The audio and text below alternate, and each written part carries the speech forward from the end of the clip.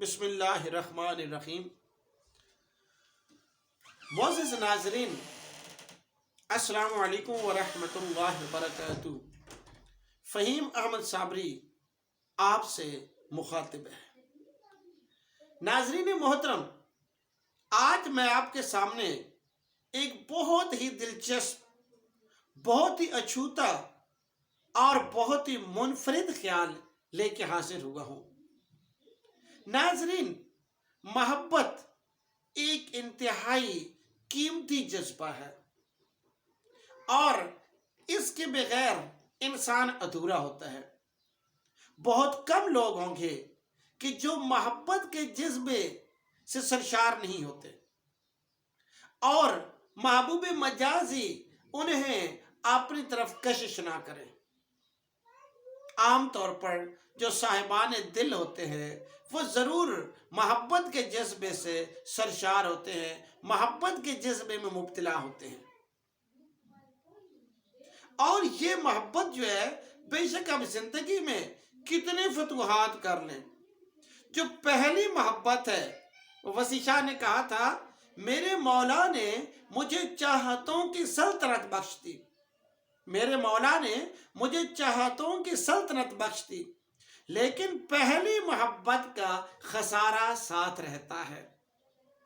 ناظرین محترم، یہ جو محبت کی باتیں ہیں یہ بڑی خوبصورت ہے، اور انسان کو جو منزل ملے کہ نہ ملے، شیخ اقبال کا میں ایک شعر بڑا مزے کا ہے، منزلوں کی بات چھوڑو کس نے پائی منزلیں، منزلوں کی بات چھوڑو کس نے پائی منزلیں، ایک سفر اچھا لگا ایک ہم سفر اچھا لگا۔ شیخ اقبال کے شعر میں آپ کے سامنے پیش کر رہا تھا۔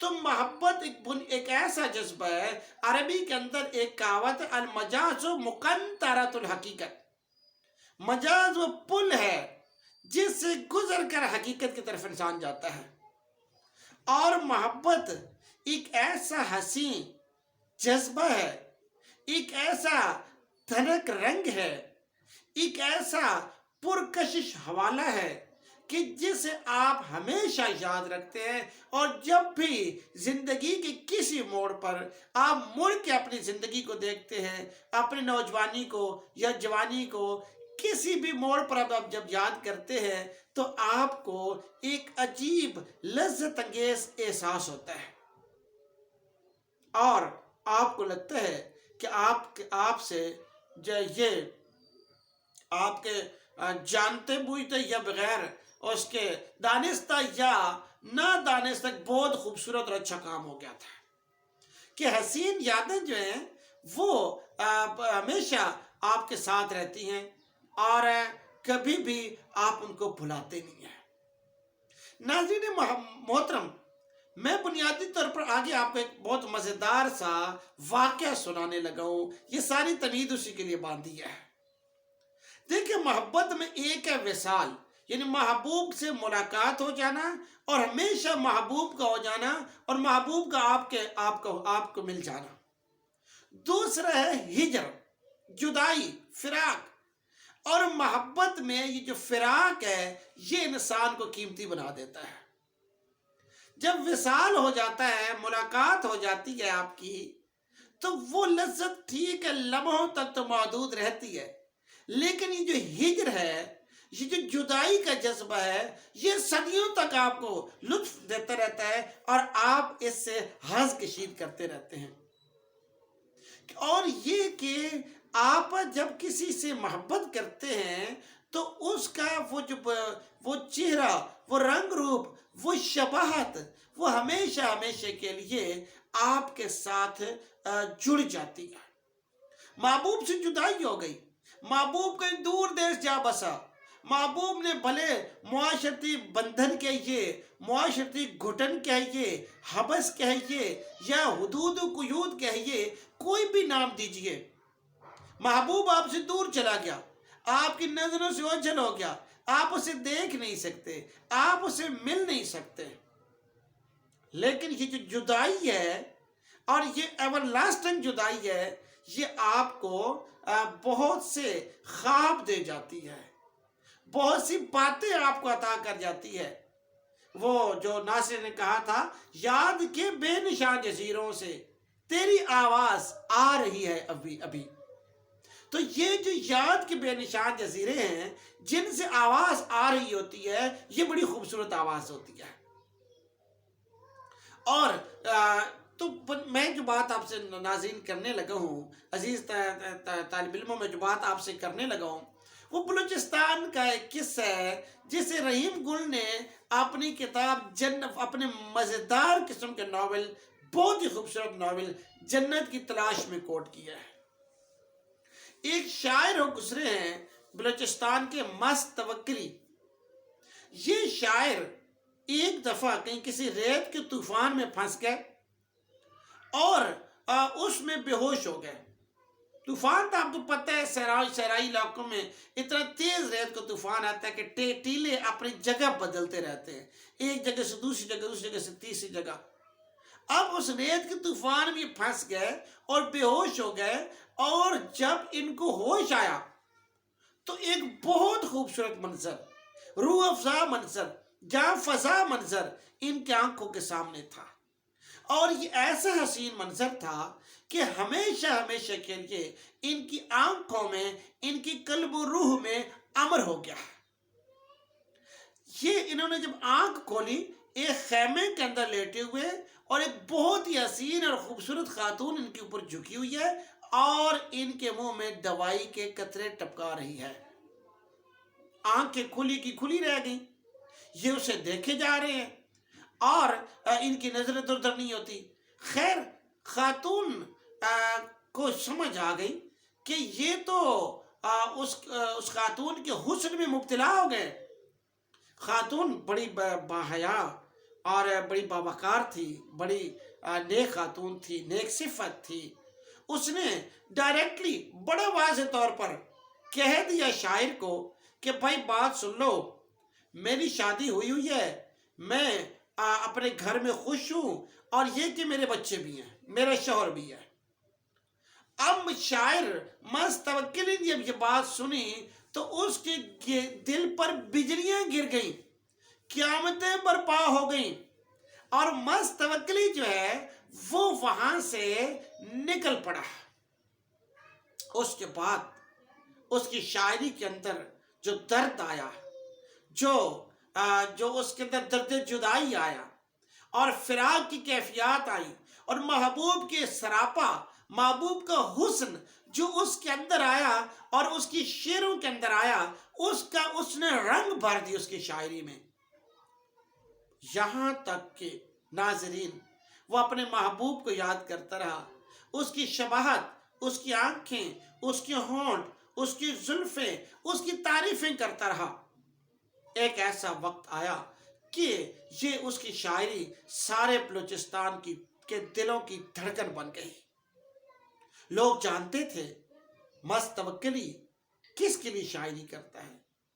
اور پھر آپ دیکھیے جو بات میں کرنے لگا ہوں، جو آپ کو میں سمجھانے کی یا آپ کو بتانے کی کوشش کر رہا ہوں کہ محبت کے جو وصال نہیں بلکہ جو ہجر ہے اور جدائی ہے، یہ بنیادی چیز ہے. یہ آپ کو لذت دیتی ہے اور آپ کو زندگی دیتی ہے، آپ کی تخلیقات میں رنگ بھر دیتی ہے، اور اگر وصال ہو جائے تو وہ لذتیں آپ کو ملتی نہیں ہیں. جنت سے بھی تو ہم نکالے گئے نا، اور جنت کے آرزو میں جو درد ہمارے دل کے اندر اٹھتا ہے وہ کتنا مزے کا ہے. اور ممکن ہے اللہ تعالیٰ بھی ہمیں ویلکم کرنے کے لیے، وہ اقبال نے کہا تھا باغ بہشت سے حکم سفر دیا تھا کیوں، باغ بہشت سے حکم سفر دیا تھا کیوں، کار جہاں دراز ہے اب میرا انتظار کر. تو یہ جو جدائی ہے، اور کبھی کبھی میں سوچتا ہوں کہ اسلام کے اندر یہ جو فوٹو کو منع کیا گیا کہ فوٹو نہیں بنانا، اور تو یہ شاید اسی وجہ سے ہے کہ جو جدائی ہے نا وہ زیادہ مزیدار ہے. خدا سے بھی تو ہم نہیں ملتے، دیکھ نہیں سکتے ہیں، گویا کہ فراق اور جدائی کی اپنی لذت ہے. بہرحال المختصر ناظرین محترم، ہوا کیا کہ وہ جو خاتون ہے اس کا شوہر اللہ کو پیارا ہو گیا، اولاد جوان ہو گئی.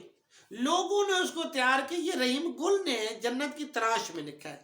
لوگوں نے اسے تیار کیا کہ یار آپ جو ہے مستوکلی سے شادی کر لیں، اور خاتون بوڑھی ہو گئی تھی، اب مستوکلی بھی وہ والا نہیں رہ گیا تھا۔ بہرحال انہوں نے مستوکلی کو تیار کیا اور مستوکلی کو جیسے کیسے لے کر آئے۔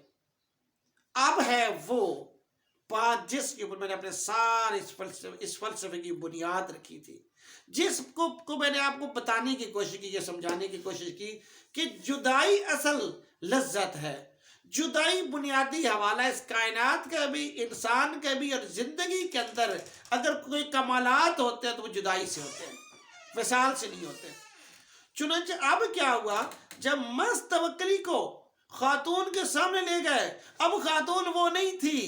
جب مستوکلی کی آنکھ کھلی تھی کسی زمانے میں تو ایک بہت حسین جوان اور مسکراتا ہوا چہرہ تھا، اب جھریوں کا قبرستان تھا، ایک کھنڈر تھا۔ مستوکلی کی چیخ نکلی، وہ رویا اور وہاں سے بھاگ گیا۔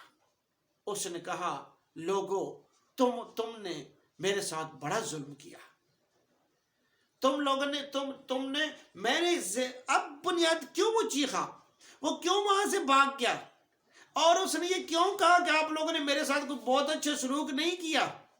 اس کی وجہ یہ تھی کہ وہ جو آنکھوں میں ایک حسین صورت سمائی ہوئی تھی، وہ خواب جو تھا، وہ جو ایک دھنک رنگ تھا، وہ جو موسیقائی تان تھی، وہ جو لذت آفریں، کیف آفریں منظر تھا، وہ سارا ٹوٹ گیا، اور اس کی جگہ ایک اور منظر آ گیا جو حسین نہیں تھا، جو خوبصورت نہیں تھا، جہاں کھنڈر تھے، جہاں ویرانیاں تھیں، جہاں پر قبرستان تھا، چوریاں تھیں، اور یوں مستوکلی کی شاعری کا جو عروج تھا، وہ جو کمال تھا، وہ جو دھنک رنگ تھا، وہ جو ایک سرمئی تان تھی، ویسی نہ رہی۔ جدائی زیادہ اہم تھی، اور اب وصال ہو گیا تھا، اور جب وصال ہو جاتا ہے تو ناظرین محترم، وصال کے اندر وہ لذت نہیں ہے۔ جنت سے ہمارا نکالا جانا اور محبوب سے جدائی، یہ بڑا ضروری ہے۔ اگر جدائی ختم ہو جائے اور وصال ہو جائے، ملاقات ہو جائے، ملاپ ہو جائے، تو لذتیں ختم ہو جاتی ہیں، ٹوٹ جاتی ہیں۔ تو یہ بنیادی طور پر مجھے یہ بڑا مزے کی بات لگی، بہت خوبصورت بات لگی۔ میں نے سوچا میں اپنے ناظرین کے ساتھ یہ بہت خوبصورت اور پیاری بات شیئر کروں۔ اگر میری ویڈیو پسند آئے تو آپ اسے سبسکرائب کر لیجیے میرے چینل کو۔ اللہ تعالیٰ سے دعا ہے ہم سب پر اپنا رحم و کرم فرمائے۔ اللہ نگہبان۔